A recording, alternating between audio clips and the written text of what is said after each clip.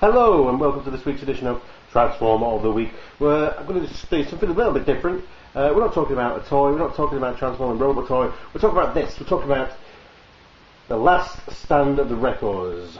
Last Stand of the Wreckers, written by Nick Roach and James Roberts. It's an IDW miniseries. This is the hardback edition of that comic book. Isn't that just gorgeous? That is just a gorgeous looking, it's just a bit of book. It's just a nice bit of book. I grew up reading Marvel UK. Other than the toys, that was my main source of Transformers, was the Marvel UK comic, and so my personal headcanon is quite involved in the world building that the Marvel UK comic book specifically built up over, differences that I had to the cartoons, and even to the what was happening in the main US Marvel run, because there's a lot of like little side stories that, because they had to do like filler stories in the Marvel UK comics, so we had our own original stories in there, and that's where Simon Vernon really sort of like hit it off and started creating this mythos of Transformers that eventually become getting more and more into the main line. And yeah, so Nick Roach and James Roberts are people who grew up in the same era as me. They read the same comic books as me. They're fans of that same continuity as I am. So to get them together, writing and drawing a story that's based off one of the seminal teams that was invented for the Marvel UK, the Wreckers. And just to be able to take it and do it in a modern era IDW comic. So even though the Marvel comic got quite bloody, the IDW now, there's even a few lesser restraints on what they can do, and they can not only make it more violent, but they can also make it more adult in tones. I mean, some of the issues of guilt and of betrayal, and it's just in this, it is amazing. I use the word epic. I don't like how often the word epic gets used nowadays, but yeah, Last Stand of the Wreckers is actually an epic. That is, I'll just throw that out there. The art again is by Nick Roach, and colours by Josh Buchanan, I think is how it's pronounced. And also, probably one of the most underrated IDW Transformers artists, Guido, who steps in and draws some of it, to lessen the time, to the time constraints of the book. He also, stepped in to do some of the art. You can't really tell where he joins in, and I think that's one of Guido's strengths, is that he kind of gets put on to do fillers for comic book issues, and you don't know, because he is such a great at taking the tone and art of a book, and then just doing it in that tone, and not bringing his own things to the table, but actually just going, yeah, I can do that style.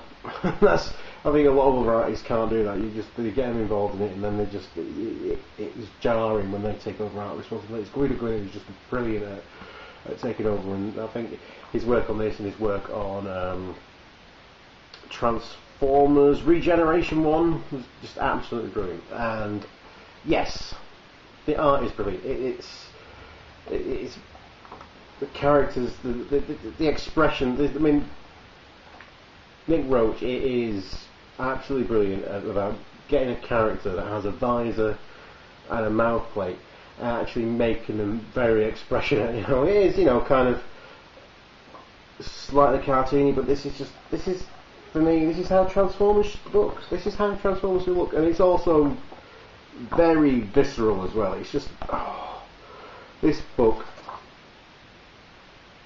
Yeah, like I say, it's a Transformers book. It's a comic book. Expressive things, say words. But this was not just the art, but in the tone as well of the story. And as someone who has studied writing, I think this is just, it's brilliant. lots of things that when you read it, the first time through, or when you first on issue 1 was like just throwaway jokes, but the fact that they just come back to be relevant, it's like there's no wasted dialogue. Everything just has a purpose, even though it might seem like it's a throwaway joke. Like in issue 5, it has a payoff, and that to me, it's really good writing. It's absolutely amazingly good writing, amazingly good art. It's Transformers at its best. This book pretty much got me back into Transformers. I wouldn't say I was away from Transformers, but I was kind of like internet into Transformers. I wasn't really, buying toys. I wasn't really getting comic books. I wasn't, doing what I'd watch the odd show on YouTube. I'd watch, see a bit of that. I think, I did. I'm not sure, I can't even remember the time frame of this. It was animated before or after this. I think animated maybe around the same time it was Transformers animated, so that was another thing that I did like, the animated line. So yeah, but this, I bought my first third-party Transformer product because of this book. I bought the Idea Cupheads because the Cuphead, the Nick Roach Cuphead is just absolutely phenomenal, and then putting that with the Generations toy, it's sweet. It's sweet as a nut, and just the reasons why he's got a cigar and everything like that, it's great. It's good stuff, and like I say, this got me back into proper Transformers fandom. I think got me into getting involved more into the fandom again, rather than just being internet aware of Transformers. So getting toys and then so yeah. Brian, why is this Transformer of the Week? Why is this Transformer of the Week this week? Well, because we've got the news from San Diego Comic Con, SDCC, 2015, that they are doing a sequel. They're doing the next miniseries, Wreckers miniseries. It's called Sins of the Wreckers. It's Nick Roach again. It's Josh Bertram, and I am so super excited for this. I want to just skip to the hardcover book. I mean, this book, it's just, not only is it get you the full series, but you've got all text stories, you've got bios, you've got art, sketches and stuff like that. This is just an absolutely well put together package. So I'm really excited that when we eventually get Sins of the Wreckers, it's coming out in November in episodic form, but eventually somewhere down the line, it might take a couple of years, we'll hopefully get another hardcover book to go next to this one, and I'm really looking forward to that. But I'm looking forward to getting it in episodic format as well. So thank you IDW for giving us that bit of news. That was like my favourite bit of news so far, what I've deemed from San Diego Comic Con so far. Obviously Transformers toy wise, I think they did the major stuff at BotCon, but we got news of the fan-made combiner. I kind of like it.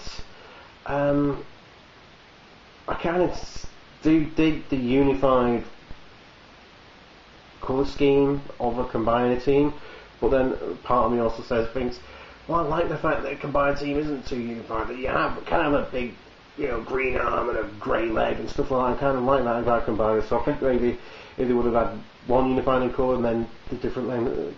But anyway, that's just picking threads really. The toy's not even out yet. It's not, no one's out seen it in hand. So we've seen the first photos of it looking a bit shocking to me, and then the second lot was like, actually no, that's actually really quite cool. So we had that, and we had news of what else? G2 combine, G2 colour scheme combiners. Again, I'm glad they exist. Not going to buy them, but I'm glad they exist. And we had Scattershot. So far, there's been no news of any Technobots to go with him, but we'll see. At the moment, combining all them guys, it's very heavily orientated Autobot line. So maybe Technobots would be good, obviously, to go get a Scattershot. But for me, I really like more Decepticons in the line. That's just me. I mean, I think Autobot cards obviously sell more. That's the way it goes.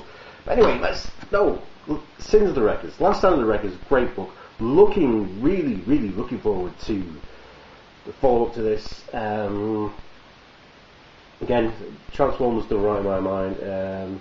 Not that there's anything wrong with the current IDW. IDW currently knocking it out of the park in Transformers comic books. Let's just tell that. I'm sure that the comic book based on the Rick cartoon is probably going to be really good, but I don't think I'm going to pick that up because I'm getting the Transformers ongoing. I'm getting Windblade, and I'm getting more than meets the eye, which is always phenomenal. And I'm getting Transformers versus G.I. Joe. I think that's enough Transformer comic books in my life without going into the world of Rid. So, really looking forward to that. And then obviously miniseries like Sins of the Wreckers. That's a lot of Transformer comic book coming out, every month. So yeah, November, Sins of the Wreckers. Follow up to Last Stand of the Wreckers, which is the best Transformers comic book that has ever been. Will it be the best Transformers book that ever was or is? Who knows? Hopefully, Sins of the Wreckers will blast this out of the park.